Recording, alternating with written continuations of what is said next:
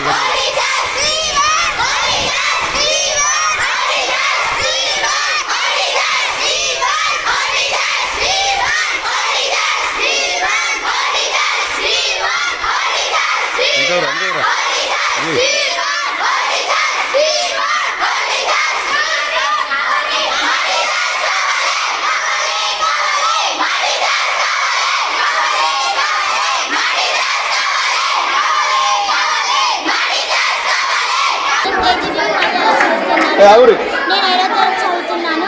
మాకు ఇప్పుడు మేడమ్స్ మా సబ్జెక్ట్ టీచర్స్ రారు కాబట్టి మేము ఎట్లా చదువుకోవాలి. మాకు నైట్ డ్యూటీ టీచర్స్ రారు కాబట్టి మమ్మల్ని ఎవరు చూసుకోరు. మేము లాస్ అవుతాం. ఇప్పుడు వచ్చిన న్యూ టీచర్స్ క్లాసెస్ చెప్పి వెళ్ళిపోతారు కానీ మా నైట్ డ్యూటీ టీచర్స్ ఎట్లా మేము లాస్ కామా. మేము ఎక్కడైనా కింద పడ్డా మాకేమైనా అయినా కానీ మేడమ్సే చూసుకుంటారు కాబట్టి మా టీచర్స్ మాకు కావాలి. అలాగే ఇంకా మా టీచర్స్ గురించి మా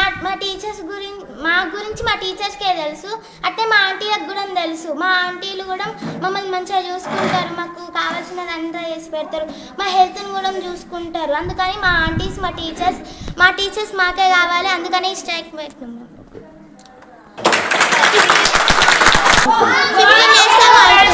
15 days అవుతుందా? ఇప్పుడు కొత్త వాళ్ళు వచ్చిన వాళ్ళు ఉంటలేరు. మొన్న 15 days నుంచి పంపించలేరు కానీ ఈ రోజు పంపించారు. మేము మేడం స్ట్రైక్ చేస్తున్న నుంచి అస్సలు పంపించలేరు. మేడమ్సే ఒక్కొక్కరుగా వచ్చి మాకు క్లాస్ చెప్పారు. ఇప్పుడు న్యూ టీచర్స్ వచ్చారు. మరి ఎందుకు అట్లా? తీసేసినాక మళ్ళీ వాళ్ళకి ఏ ఆధారం ఇస్తలేరు. బట్టిగా తీసేసుడే. మాకు ఇప్పుడు వాళ్ళని తీసేసారు. ఇప్పుడు మేము ఇన్రోల్ చేసేసేసి మమ్మల్ని వెళ్ళిపో అంటే బట్టికి వెళ్ళిపోవడే. మాకు ఏ ఆధారం ఇయ్యరా? మాకేం ఆధారం ఇయ్యరా?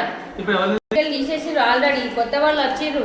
65 సంవత్సరాలు నిండిన వాళ్ళని తీసేసారు. మేము కూడా దీని మీద ఆధారపడ్డందుకు మమ్మల్ని కూడా తీసేస్తారు. మాకు ఏమి ఆధారం అనేది ఏముండదా? స్వశిక్ష అభియాన్ ఉద్యోగులు కేజీబీ పాఠశాలకు చెందినటువంటి ఉపాధ్యాయులు గత 15 రోజుల నుంచి స్ట్రైక్ చేయడం జరుగుతుంది. వారి ప్రాబ్లమ్స్ కోసం వాళ్ళు స్ట్రైక్ వెళ్ళడం జరిగింది.